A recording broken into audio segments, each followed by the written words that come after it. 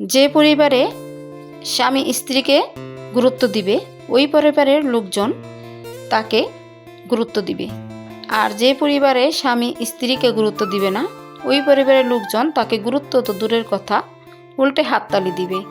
আসসালামু আলাইকুম, আমি সাথী আক্তার। সাথী আক্তার চ্যানেল থেকে আপনাদের সবাইকে স্বাগতম। সবাই কেমন আছেন? আশা করি ভালো আছেন। আমরাও ভালো আছি আলহামদুলিল্লাহ। উপস্থাপন করছি দুহার থেকে।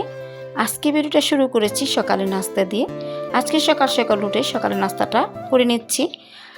আর আজকে আমি লাউ এবং আলু দিয়ে ভাজিটা করছি, আর সাথে তো কাঁঠাল আছেই।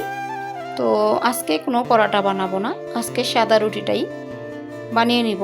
অফ ক্যামেরায় কিন্তু আমি অনেক রুটি বানিয়ে নিয়েছি, শুধু একটা রুটি বানিয়ে নিলাম। তো যাই হোক, কেটে কুটে এই নাস্তাটা শেয়ার করলাম।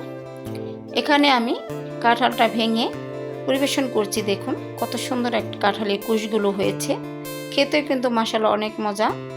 শক্ত কাঁঠাল খেতে আমি খুব পছন্দ করি। যাই হোক, সবাইকে খাইয়ে নিজেও খেয়ে সংসারের কাজে লেগে পড়ছি। আজকে নাস্তা খাওয়ার পরেই কিন্তু আমি পুরো বাসাটা ভালো করে পরিষ্কার করে নিচ্ছি, মানে ঝাড়ু দিয়ে নিচ্ছি। এদিকে ওদিকে চিপায় চাপায় অনেক ময়লা পড়ে, তো সেগুলো ভালো করে পরিষ্কার করে নিচ্ছি। পুরো বাসাটা ঝাড়ু দিয়ে পরিষ্কার করার পরে আমার বেডরুম এবং আমার ছেলের বেডরুম, আমার শ্বশুর আব্বার বেডরুম এবং ড্রয়িং রুম, ডাইনিং রুম সুন্দর করে আমি পরিষ্কার করে গুছিয়ে নেব। প্রথমে আমার বেডরুমটা আমি গুছিয়ে নিচ্ছি। আগে যে বিছানার চাদরটা ছিল সেটা কিন্তু ধোয়ার জন্য উঠিয়ে নিয়েছি, আর এখন পরিষ্কার আরেকটা চাদর পেতে নিচ্ছি। আসলে আমার চাদর সুন্দর সুন্দর পাততে দেখতে আমার অনেক ভালো লাগে। তো এখন কিন্তু মাশাআল্লাহ অনেক সুন্দর লাগছে দেখে।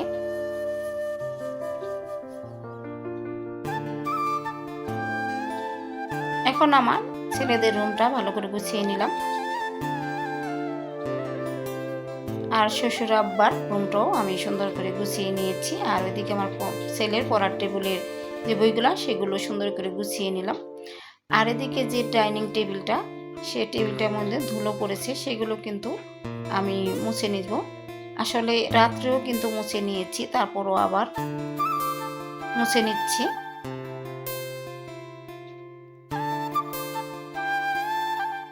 আসলে এই গুছানো পরিষ্কার কাজগুলো আমার করতে অনেক ভালো লাগে। তারপরে আমার ড্রয়িং রুমে সুন্দর করে গুছিয়ে নিলাম।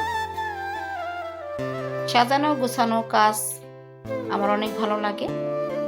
তো কাজ করতে করতে দেখলাম যে অনেক বৃষ্টি হয়েছে, একটু ছাদে চলে গেলাম। ছাদে গিয়ে দেখি যে অনেক বৃষ্টির পানি জমে আছে। তো ভাবলাম একটু হেঁটে হেঁটে পানিগুলো পাড়াই ভালোই লাগে, অনেক ভালো লাগছে। আসলে যখন বৃষ্টি আসে তখন তো বৃষ্টিতে ভিজে গোসল করতে পারি না, তখন রান্না করি বা অন্যান্য কাজ করি। যখন বসে থাকি তখন কিন্তু বৃষ্টিটা হয় না। যাই হোক, তখন কিন্তু মনেও চায় না। তো এগুলা হচ্ছে একটা ফল। আমাকে এক আপু কমেন্ট করেছে যে আপু এগুলো কি ফল? এগুলো আসলে করমজা ফল। এগুলো খেতে কিন্তু টক, কিন্তু খেতে ভালোই লাগে। দেখুন কত সুন্দর টাটকা শসা হয়েছে। ছাদ বাগানের সবজি বা গাছ দেখতে কিন্তু অনেক ভালো লাগে।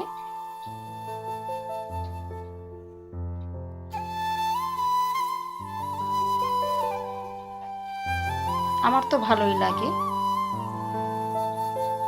আপনাদের কেমন লাগে সেটাও কিন্তু কমেন্টস করে বলবেন।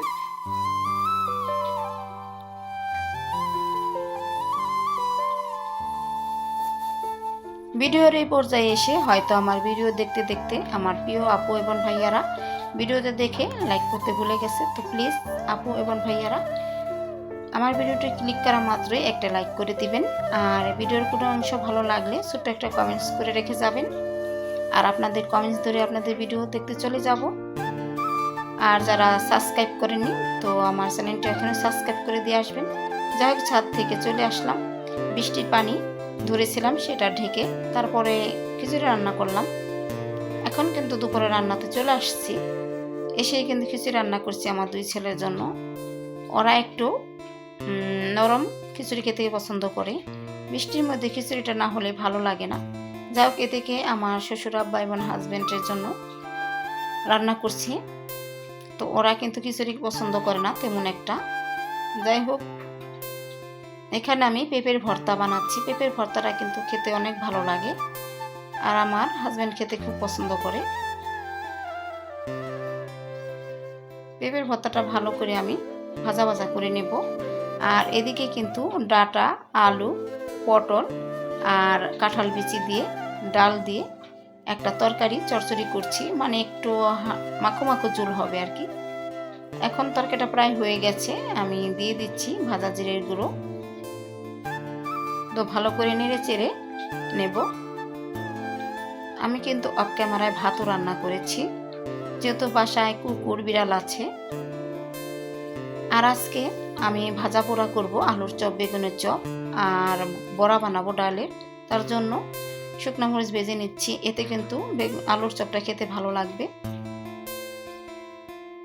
তো এখন আমি বেগুনের চপটা বানিয়ে নিচ্ছি। অনেক আপুরা বলে যে আপু তোমার ভিডিওটা দেখছি, ফুল ওয়াচ করে দিলাম, বিশ্বাস রাখতে পারো ইনশাল্লাহ।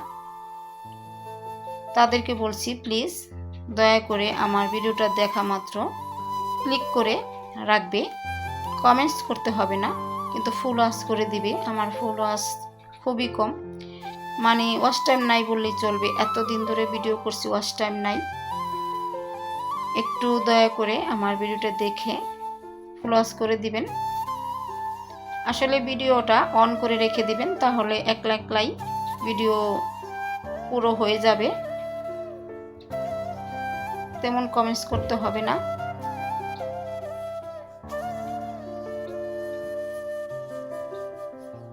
এদিকে কিন্তু আমি বেগুনি বানিয়ে নিয়েছি আর আলুর চপ বানিয়ে নিলাম। এখন বড়াও বানিয়ে নেব অল্প পরিমাণ করে। তো আলুর চপগুলা খুব সুন্দর হয়েছে, তাই না? আসলে ভাজা পুরি জিনিস কিন্তু আমরা খেতে অনেক পছন্দ করি, কিন্তু এটা স্বাস্থ্যের জন্য ক্ষতিকর। তারপরে বাসায় বানালে খারাপ হয় না। তো আমি আবারও বলছি, আমার প্রিয় আপু এবং ভাইয়াদের, অনেক কষ্ট করে ভিডিও করি, অনেক সময় লাগে, কাজের ফাঁকে ফাঁকে ভিডিও করি, কাজ কিন্তু অনেকটাই পিছিয়ে যায়। তো একটা লাইক করে দিবেন, নতুন যারা চ্যানেলটি সাবস্ক্রাইব করে দিবেন। যাই হোক, এদিকে কিন্তু আমার রান্না বান্না হয়ে গেছে। তো আমি এখানে তরকারিটা রান্না করে নিয়েছি। আসলে তরকারিটা অনেক মজা হয়েছিল। আর এখানে ভাজা করে নিয়েছি, আর এখানে আলুর ভর্তা আমার ছেলের জন্য, আর এখানে পেঁপের ভর্তা, আর খিচুড়ি তো রান্নাই করে নিয়েছি। বৃষ্টির দিনে খিচুড়ি কিন্তু ভালোই লাগে। যাই হোক, বিকেল থেকে আর ভিডিও করা হয় নাই, তো সন্ধ্যার পরে। তো বড় ছেলে বলল যে আমি মুরগি পোড়া খাবো।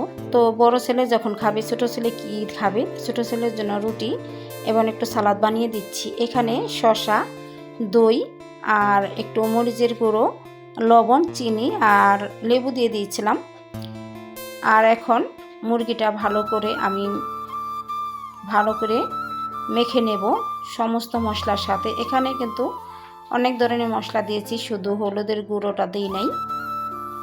তো এখানে একটা আমি চাট মশলাও দিয়ে দিয়েছিলাম, আর ম্যাগি মশলাও দিয়ে দিয়েছিলাম। ভালো করে আমি ম্যারিনেট করছি। এখন রেস্টে রেখে দেব। রেস্টে রাখার পরে আমার ছেলে বলল যে আমি এটা পুড়ে নিচ্ছি। তো ওভেনে দিয়ে দিয়েছে, দেখতে পাচ্ছেন। মুরগিটা বড় হওয়ার কারণে ঘুরতে চাচ্ছে না। আসলে সন্ধ্যার পরে ওরা কিছু খাবেই, যেহেতু বড় ছেলে এই মাংসটা খাবে, আমরা খাবো, কিন্তু আমার ছোট ছেলে এবং আমার হাজবেন্ড খাবে না, তার জন্য এই রুটি এবং সালাদ। যাই হোক, মুরগিটা সুন্দর করে পুড়ে নিয়েছি, মানে চিকেন ফ্রাইয়ের মতোই হয়েছে। সবাইকে কেটে ভাগ করে দিয়ে দিচ্ছি। সবাই ভালো থাকবেন, সুস্থ থাকবেন। ধন্যবাদ সবাইকে।